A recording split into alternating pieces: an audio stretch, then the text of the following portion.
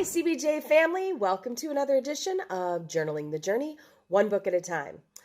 In this video, we are going to be covering the Gospel of John. And so we'll start off with who wrote the book. John actually never provides his name as the author of the Gospel of John. Honestly, identifications like that were not made in any of the other three biblical Gospels either, so I don't think it's anything that we look at and think, that's kind of weird. But two significant factors point to the identification of John as the author. And the first one, the book itself identifies the author as the disciple whom Jesus loved. This description likely pointed to John for three reasons. The author had to be one of the 12 disciples because he was an eyewitness to the events in the gospel. John chapter 21, you can see that in verse 24. He was probably one of the inner circle of three disciples, that being James, John, and Peter, because he was among the first that Mary told of the resurrection in chapter 20, verses 1 through 10. And this disciple is distinguished from Peter in the book, while James died much too soon after the resurrection to be the author. So it's pretty safe to say that John was the author and the disciple whom Jesus loved. So where are we in the timeline of history? In Christian tradition, John's gospel has always been referred to as the fourth gospel, meaning it was composed after the other three. Polycarp, who was a 2nd century Christian martyr who knew John personally, they were contemporaries, actually told Irenaeus that John had written the book during the apostles' time serving the church in Ephesus. So these factors suggest that John wrote the book probably somewhere between AD 85 and AD 95. But why is the Gospel of John so important?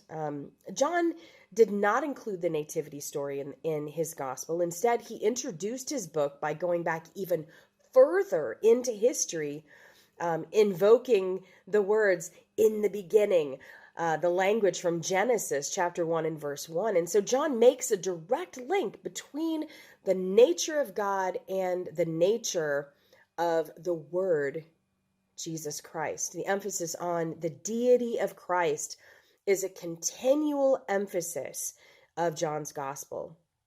It also comes through very clearly elsewhere in the book, particularly John chapter 8, when Jesus claimed the divine name, "I am," for himself, which essentially led this incredibly angry mob of Jews to try to kill him for blasphemy, because only God can use that name.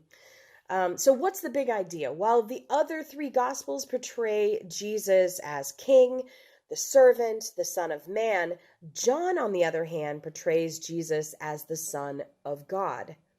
John states this theme more than any of the other gospel writers. He wrote, honestly, it seems anyway, so that readers, quote, might believe that Jesus is the Christ, the Son of God, so that they may have life in his name, John chapter 20.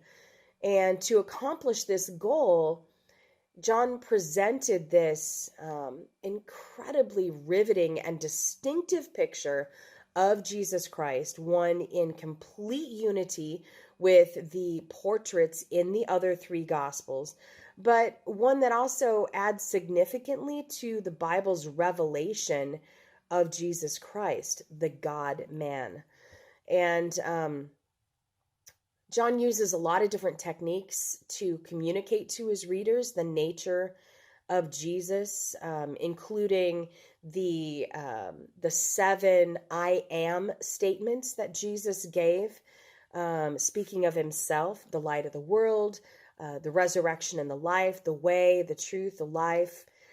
Much of John's gospel might be called the book of signs, as it recounts Jesus's performing of 7 specific different miracles, such as turning water into wine in Cana, raising Lazarus from the dead in Bethany. And these miracles illustrate his identity as the Son of God. But overall, how do we apply the book of John here? Jesus' identity as the divine Son of God sets him apart from any other man who has ever lived. He carries with him the transcendence that comes only with God himself. So his work on our behalf makes our salvation sure. Because he is God, his sacrifice on the cross has eternal implications, unlike the limited effect of animal sacrifices in the Old Testament. Jesus, the God-man, has atoned for all of our sins, and we can place our confidence in him because he is divine in nature. For the readers of John's Gospel, I think the question is a simple, though significant one.